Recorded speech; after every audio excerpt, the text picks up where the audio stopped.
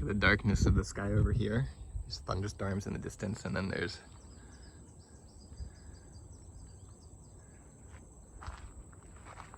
perfect clarity on this side. So I wanted to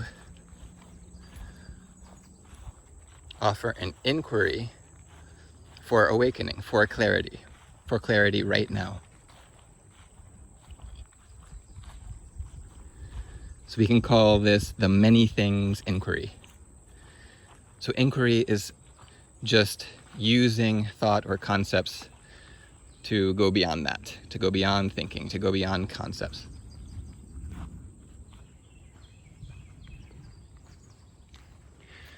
So many things. Many things, right? Trees, pine needles, leaves, plants, clouds, meadow, sticks, rocks, sounds of birds, sounds of footsteps, sound waves, light waves, energy,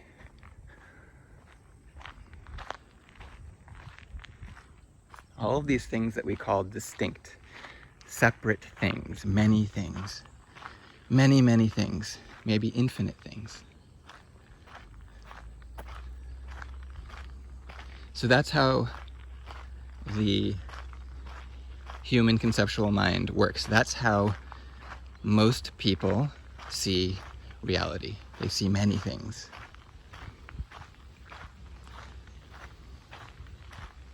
They see many things.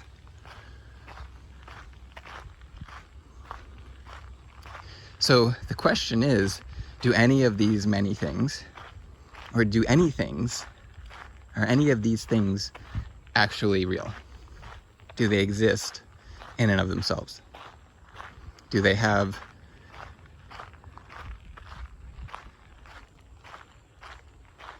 an individual existence? Do they have a existence that is their own?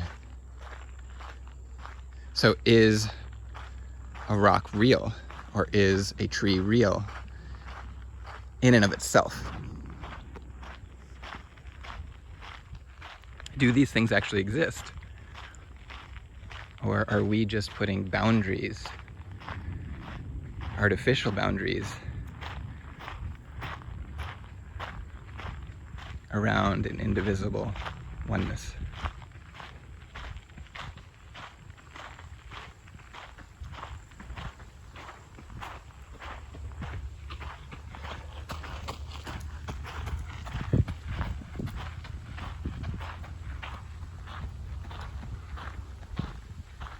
So I just stopped speaking. I, an individual one, stopped speaking because this other individual one was coming. Perhaps so that individual would feel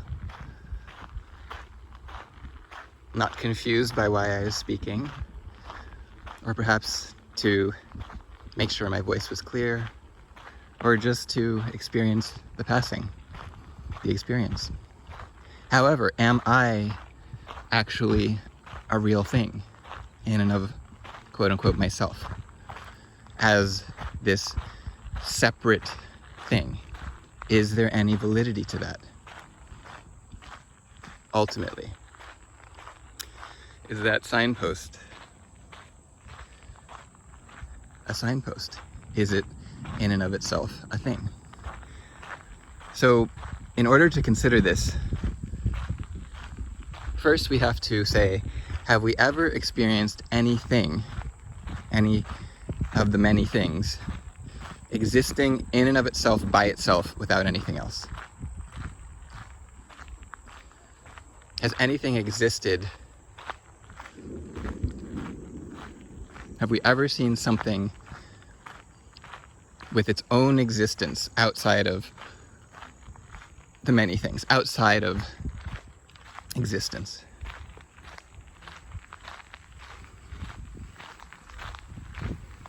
Outside of existence. So you'd say, no, every many thing we've seen exists within existence, within reality, within the universe, within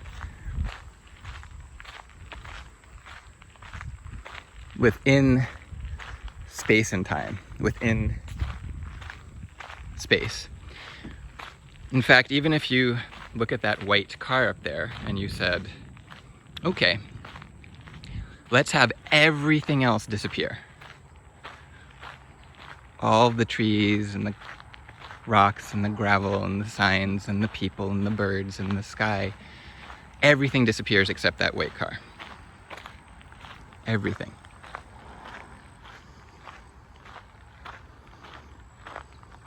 Can the white car exist on its own? Well, wouldn't it need the realm of existence to be there? Wouldn't it need space to be? Without space, could that car be? Can the car exist without space? Without the canvas of existence, the capacity of existence?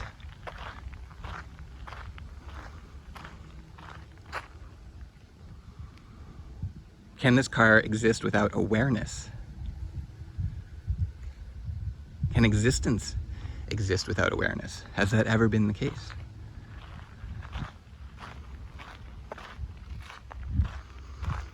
So we look at these many things, and there's a utility. It's not that there is no function to the many things.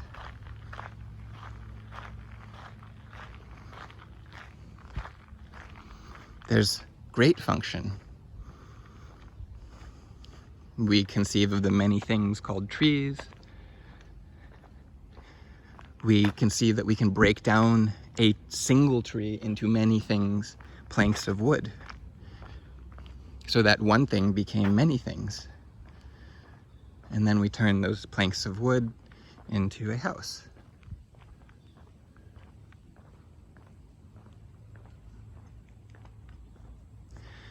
That's a great function of this capacity to experience many things. The 10,000 things is often the way Buddhism speaks of it. We're used to big numbers like millions and billions, but it's really hard for a human mind to process even what 10,000 is. Although we do have stadiums that hold over 10,000 people, so you can kind of get a sense of what that looks like.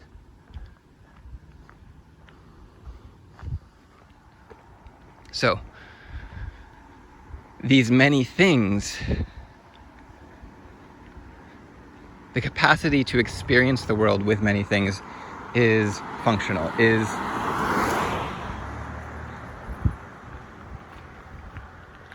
a way that creativity can express, can use, can utilize, can interact. It's a capacity.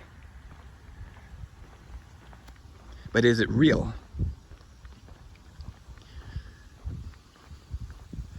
So all of these many things exist within existence, exist within reality, or the universe, or what is.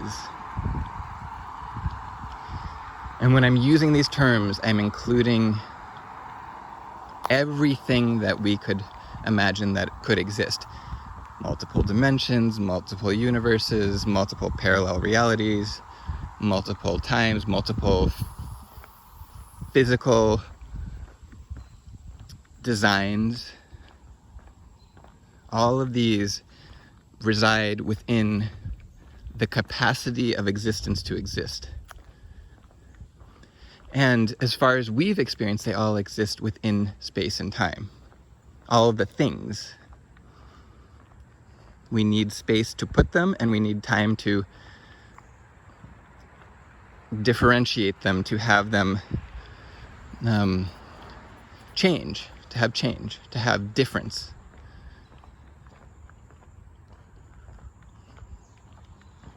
That's how this expression of reality seems to be.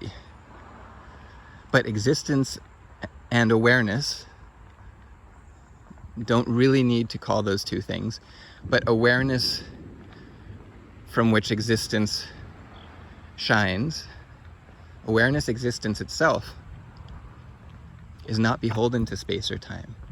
It is just one. It is just always already. It doesn't have a shape. It doesn't have a length of time. It doesn't have a space. It is beyond time. It is timeless. It is shapeless. But it's inherent everywhere. Awareness, existence is inherent everywhere you look, in everything, in anything, in all the many things. So can you find any of the things, including yourself, including this mailbox, can you find that there is any inherent truth to it being a separate, unto itself existing thing? Or can you only say, no, that exists within the one?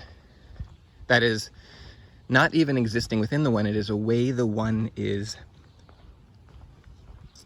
arising, is expressing. It is a generation, generated by, not a generation like multiple generations. It is generated by awareness, existence. And maybe this word awareness is confusing because people say, existence I can get. Existence makes sense. But why awareness? Have you ever experienced existence without awareness? Have they ever been separated? Existence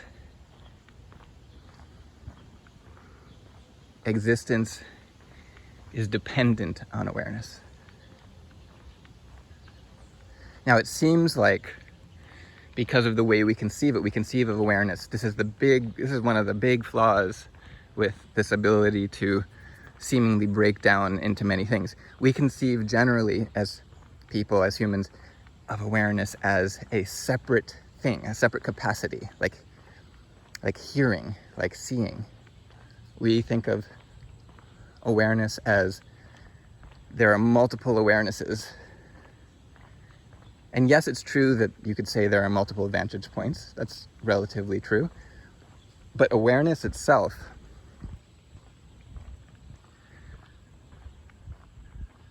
and we can do, and we will do, I will do, an awareness inquiry. But awareness itself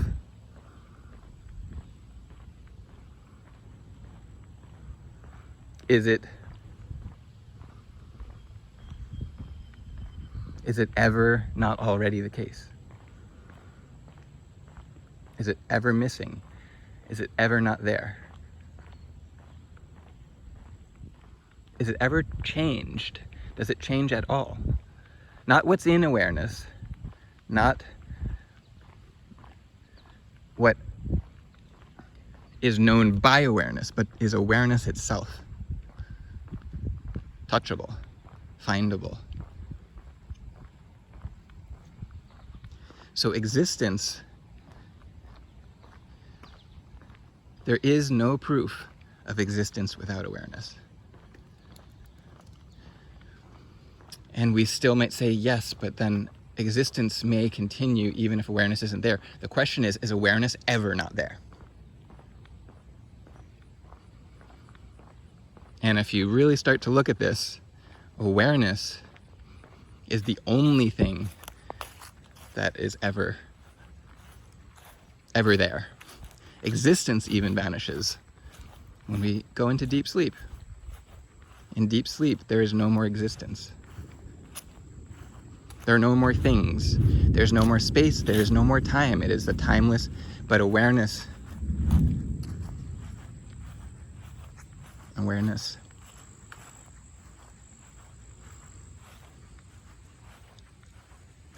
So many things. The rain is starting to come, many raindrops. And we don't have to, let's drop this awareness existence as, if your mind is confused, just drop that for now. If it resonates, let it in. But just come back to the one field of existence.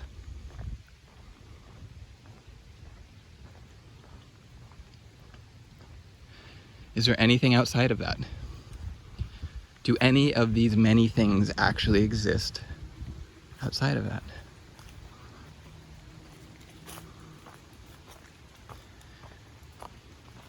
And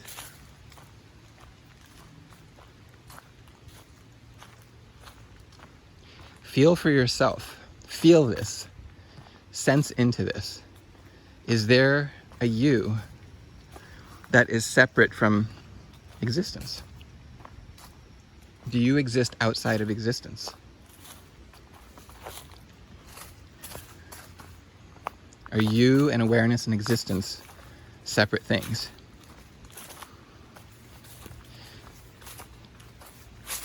Is the tree an awareness and existence? Are they separate things?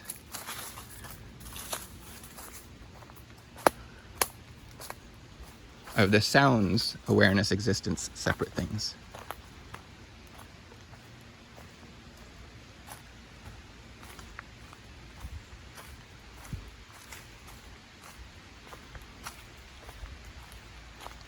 Is time awareness and existence separate? Is anything separate?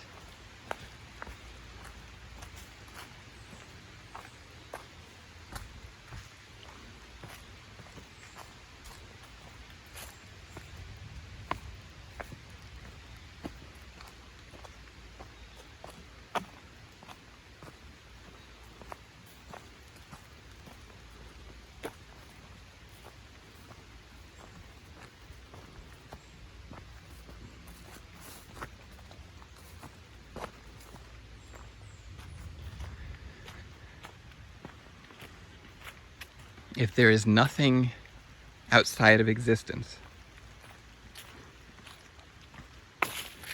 and again, if you go outside of existence and there's something there, then that exists and must be in existence. So does anything have an inherent existence unto itself?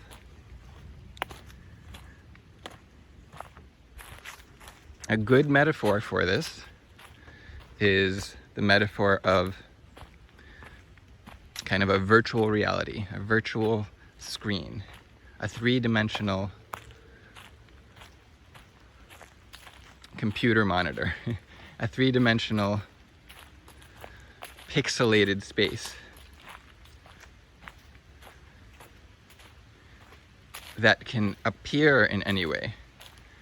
It can also sound any way. It can also smell any way. That this space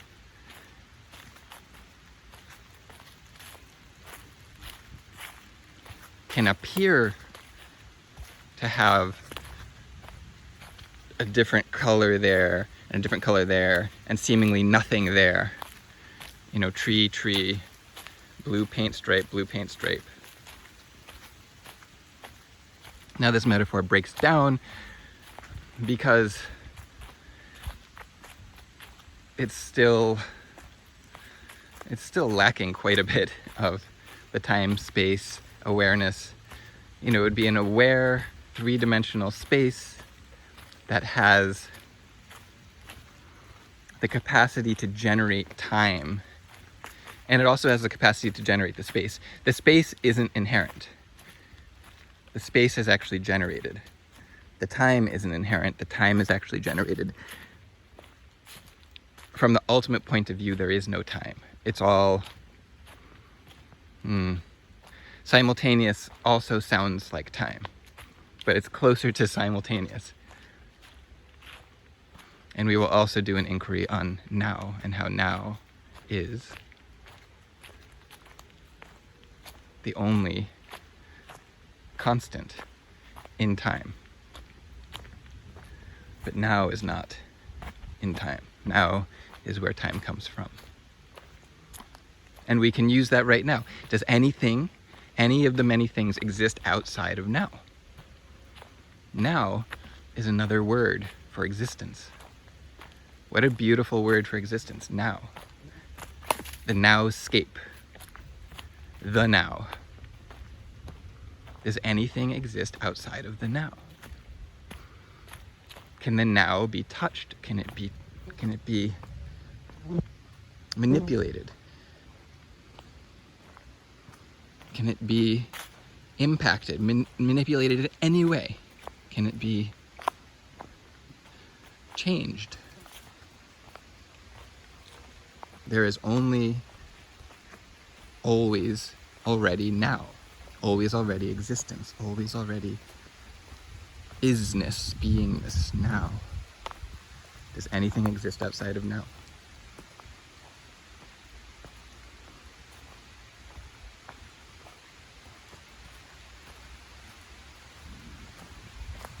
Does anything have a distinct, individual, separate existence unto itself outside of now?